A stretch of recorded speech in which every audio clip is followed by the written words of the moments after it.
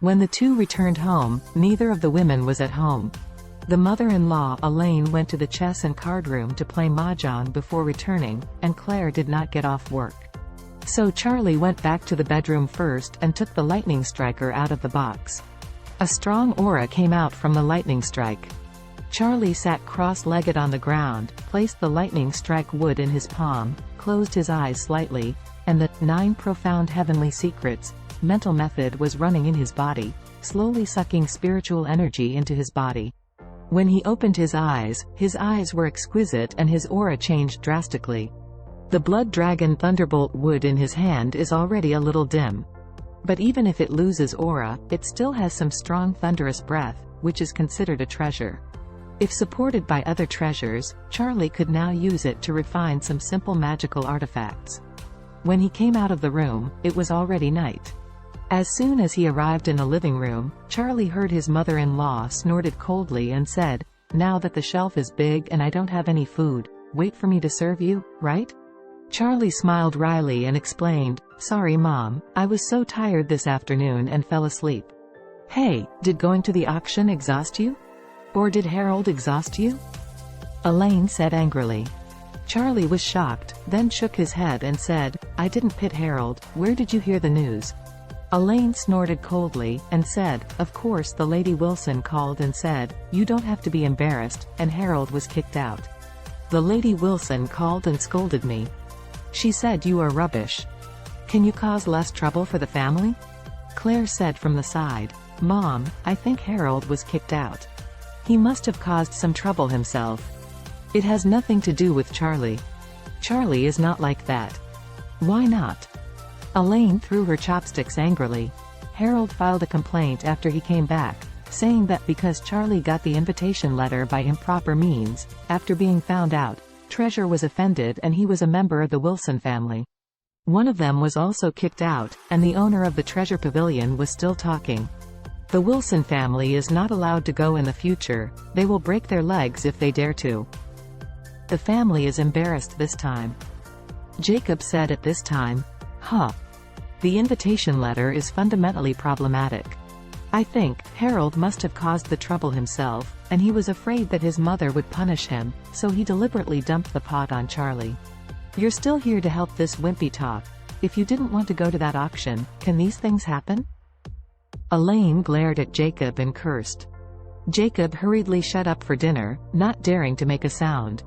Elaine said impatiently, "He is a waste. What can he have in getting the invitation letter? And now he has offended Harold, I see how he ends up." Before she finished speaking, there was a knock on the door, followed by a low voice. "Excuse me, is Mr. Charlie at home?"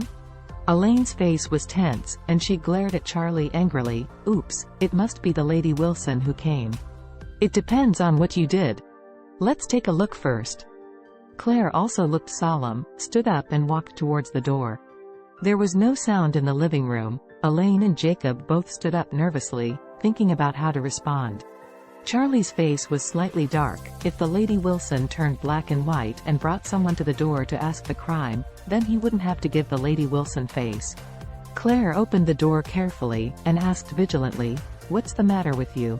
Charlie frowned, walked to the door with a stride, pulled Claire behind him calmly, and said coldly to the people outside, "You are looking for me?"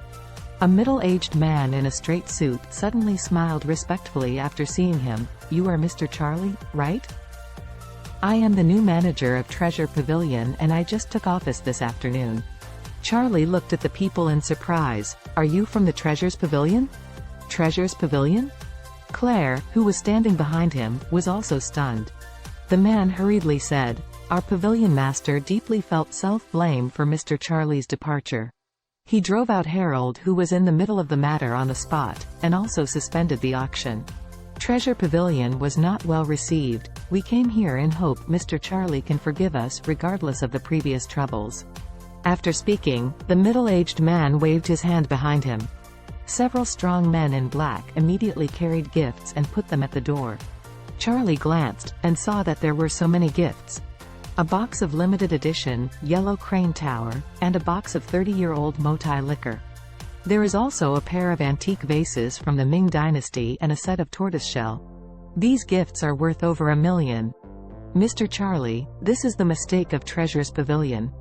The owner of the pavilion is preparing for a new auction with Ms. Song, so he can't come by himself, so he asked me to apologize, saying that he will apologize to you personally when he has the opportunity. Please forgive us." After finishing speaking, the middle-aged man bowed deeply in front of Charlie. Charlie nodded and said, "Okay, put things down." The middle-aged man then took out 2 golden invitation letters from his pocket, handed them to Charlie respectfully, and continued, "This is an invitation letter for the new auction. Please come there with Mr. Wilson. This time I promise I won't let you down again. Please give us a chance to make up for it." After speaking, he explained, "There is also a special Treasures Pavilion Royal VIP card. We only issued 10 of these cards, which are valid for life. You can enjoy the highest courtesy when you come to Treasures Pavilion.